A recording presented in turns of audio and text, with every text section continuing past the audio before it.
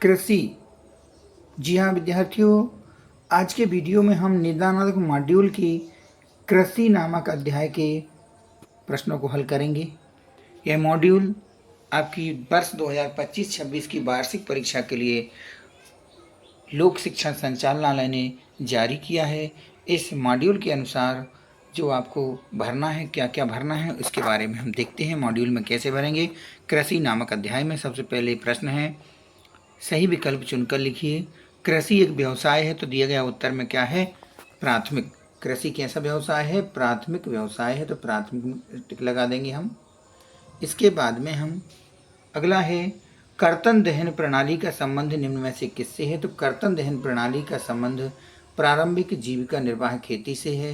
प्रारंभिक जीविका निर्वाह कृषि सही उत्तर हो जाएगा। अगला प्रश्न है, मध्य प्रदेश में स्थानांतरित कृषि को निम्न में से किस नाम से जाना जाता है? तो मध्य प्रदेश में स्थानांतरित कृषि को दहिया नाम से भी जानते हैं और बेबर नाम से जानते हैं, इसलिए आपका यहाँ पर दोनों उत्तर लिखना होंगे आपको, दहिया एवं बेबर। अगला प्रश्न है, ओस, अमन, बोरो निम्न में से किस फसल की किस्में हैं? तो यह किस्में काय की हैं? धान की हैं, तो सही उत्तर है धान।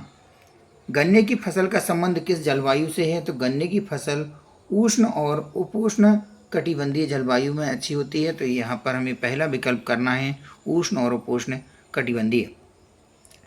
भारत का प्रमुख गन्ना उत्पादक राज्य कौन सा है? सही उत्तर है उत्तर प्रदेश। 200 दिन पाला रहित और खिली धूप निम्न में से किस फसल की आवश्यक दशा है? सही उत्तर है कपास की। निम्न में से किस फसल को पीला सोना कहा जाता है? सही उत्तर है सोयाबीन। निम्न में से कौन सी रबी की फसल है? तो यहाँ पर आप देख सकते हैं चावल, मोटे अनाज और कपास ये खरीफ की फसलें हैं, जबकि चना कैसी है? रबी की फसल है, तो हमारा उत्तर हो जाएगा चना। अगला प्रश्न है, भारत की 2/3 जनसंख्या किस कार्य में संलग्न है? तो भारत की 2/3 जनसंख्या कृषि कार्य में संलग्न है। अगले प्रश्न में है, रिक्त स्थानों की पूर्ति कीजिए। तो यहाँ पर पहले वाले रिक्त स्थान में भरना है दीपा, यानी कि छत्तीसगढ़ और अंडमान निकोबार में स्थानांतरण कृषि को दीपा कहा जाता है। अगले रिक्त स्थान में भरना है गुजरात। देश में मूंगफली का प्रमुख उत्पादक राज्य गुजरात है। अगले रिक्त स्थान में भरेंगे रेशेदार। कपास, जूट और सन रेशेदार फसलों के नाम हैं। अगले रिक्त स्थान में भरना है केरल। देश में रबड़ का सबसे बड़ा उत्पादक राज्य केरल है।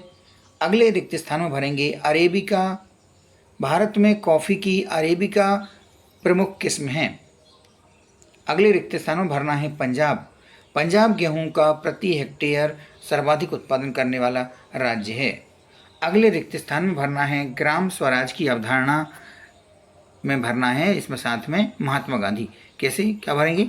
ये सेंटेंस हो जाएगा हमारा, ग्राम स्वराज की अवधारणा महात्मा गांधी की देन है, तो इस रिक्त स्थान भरना है महात्मा गांधी। अगले रिक्त स्थान में भरना है जेनेटिक इंजीनियरी।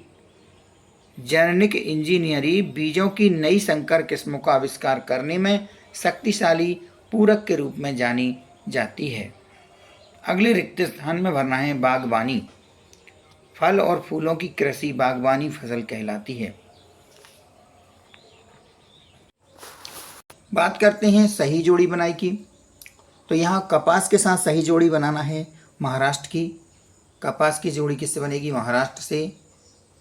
चावल सबसे ज़्यादा होता है पश्चिम बंगाल में, बाजरा राजस्थान में, गन्ना उत्तर प्रदेश में, सोयाबीन के लिए मध्य प्रदेश, मूंगफली के लिए गुजरात, चाय के लिए असम, मक्का के लिए कर्नाटक और रागी भी कर्नाटक में होती है, तो यहाँ पर दोनों में कर्नाटक आएगा, मक्का और रागी दोनों के लिए। अब हम देखते हैं अगली जो जोड़ी बनाइए के प्रश्न है। यहाँ स्थानांतरित कृषि के कुछ नाम दिए हैं और किन देशों में इनको क्या कहा जाता है देखें। तो मिल्पा कहा जाता है मैक्सिको और मध्य अमेरिका में, कोनू को कहा जाता है वेनेजुएला में, रोका कहा जाता है ब्राज़ील में, मसूले कहा जाता है मध्य अफ्रीका में, लदांग कहा जाता है इंडोनेशिया में, रे कहा जाता है वियतनाम में। तो इस प्रकार से ये सही जोड़ी बनाई हो गई। आगे है सत्य असत्य बताना है। जीविका निर्वाहन में कृषि में उत्पादन अधिक होता है, तो यह कथन असत्य है, क्योंकि जो जीविका निर्वाहन कृषि होती है उसमें उत्पादन अधिक नहीं होता बल्कि कम होता है, तो यहाँ पर हमें कर देना है असत्य। अगला जो प्रश्न है, कृषि भूमि पर बढ़ता जनसंख्या का दबाव गहन जीविका कृषि की विशेषता है, यह कथन सत्य है। ज्वार, बाजरा और रागी भारत में उगाए जाने वाले मोटे अनाज की किस्में हैं, यह कथन सत्य है। कपास उत्पादन में महाराष्ट्र देश का सर्व प्रमुख राज्य है, यह कथन सत्य है। रबड़ भूमध्य रेखीय जलवायु का पौधा है, यह कथन भी सत्य है। असम देश का सबसे अधिक चाय उत्पादन करने वाला देश राज्य है, यह कथन भी सत्य है। कृषि के क्षेत्र में क्रांतिकारी परिवर्तन लाने वाली योजना का नाम हरित क्रांति है, यह कथन भी सत्य है। बाजरा के उत्पादन में राजस्थान का देश में प्रथम स्थान है, यह कथन सत्य है। भूदान ग्रामदान आंदोलन को रक्तहीन क्रांति के नाम से भी जाना जाता है, यह कथन भी सत्य है। अब बात करते हैं, एक वाक्य में उत्तर लिखिए। कपास के पौधे का मूल स्थान किस देश को माना जाता है? सही उत्तर है भारत। ग्रीष्म काल में बोए जाने वाले हरे चारे और सब्जियों की कृषि प्रारूप को क्या कहा जाता है? तो जायद की फसलें कहा जाता है, सही उत्तर है जायद। विश्व में दालों के उत्पादन और उपभोग में भारत का स्थान कौन सा है? प्रथम स्थान है।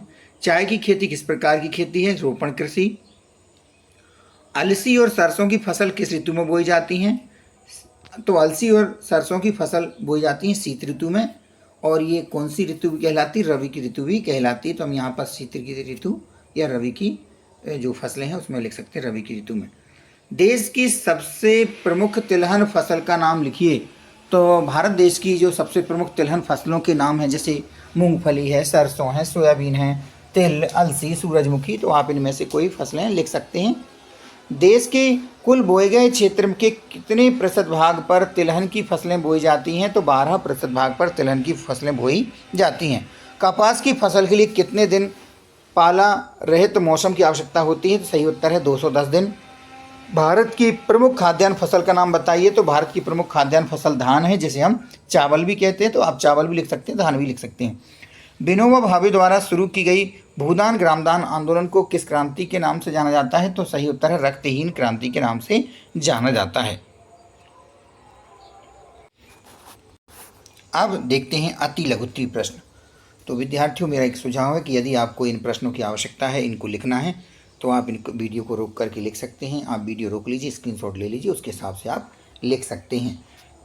और यदि आपको और कहीं से मालूम है तो आप उनके उत्तर लिख सकते हैं। आपकी जो पुस्तिका मिली है, आपका जो मॉड्यूल है, उसको आप भर सकते हैं।